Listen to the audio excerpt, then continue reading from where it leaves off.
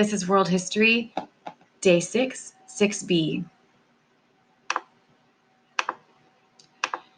So we are blessed to know a lot about the Ten Commandments, and they have sometimes been taken off of buildings, but God has still graciously written them on our hearts. If you had the opportunity to study confirmation, then you have probably studied the commandments with Luther's explanations, which I think are really helpful.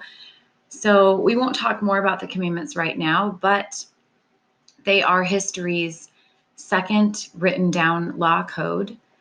Moses writes them down. They are given by God. And the first written law code, of course, is Hammurabi's. And the interesting thing about the Ten Commandments, when we compare them to Hammurabi's code, is that they tell us, in the first case, how to relate to God, which is really helpful. And also, they tell us how to protect the lives of other people, rather than just kind of having this hopeless attitude of, when this person gets hurt, this person will get hurt. And when this person gets hurt, this person will pay money, and that kind of thing. All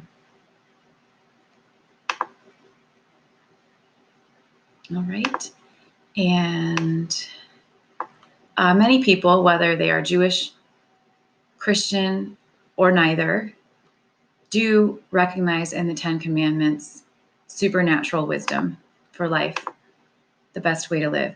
The Torah, please write in your notes, is a compilation of God's teaching to the Hebrews. And some people, when they say Torah, they mean the first 5 books in the Old Testament.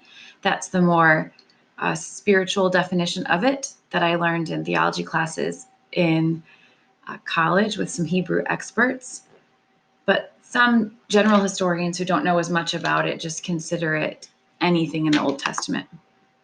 You may have heard of kosher food.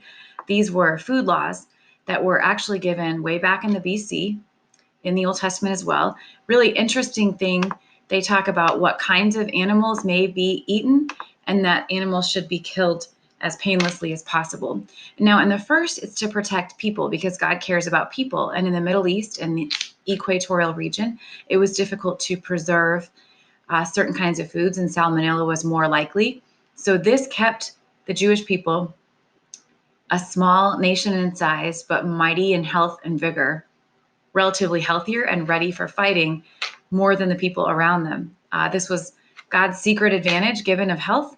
And then God also cares about animals and doesn't want them to suffer, and doesn't want them to be used for sport and not for meaning.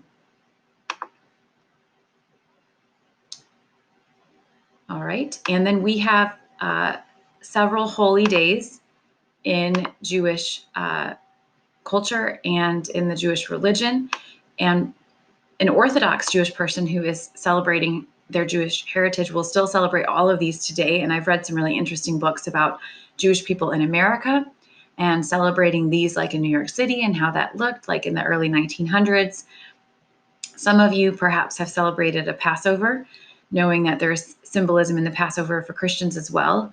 And of course, what the Passover is celebrating is when God freed his people from slavery in Egypt. Rosh Hashanah, that's the Jewish New Year, and it's actually in September. And Yom Kippur is a day of atonement and repentance, and it's the holiest day of the Jewish year.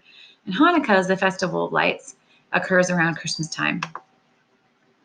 Now, important in Jewish history, or in the history of the Hebrews, the Hebrew people were led by Moses out of Egypt. They had 40 years of wandering in the desert. During this time, they received from God the 10 Commandments and the Torah as well. It was awesome that God taught Moses to write down by getting a palace upbringing.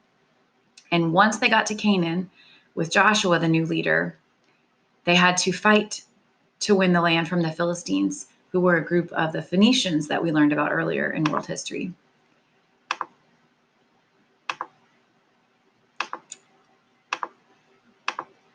Okay, let's go to next slide, because it just keeps hitting that slide. The slide's good, but we've got another one too. Okay, here we go. So Moses and the Exodus. Let's take a look at this map. I think we'll start over here. So we start in Egypt and we leave Egypt. And we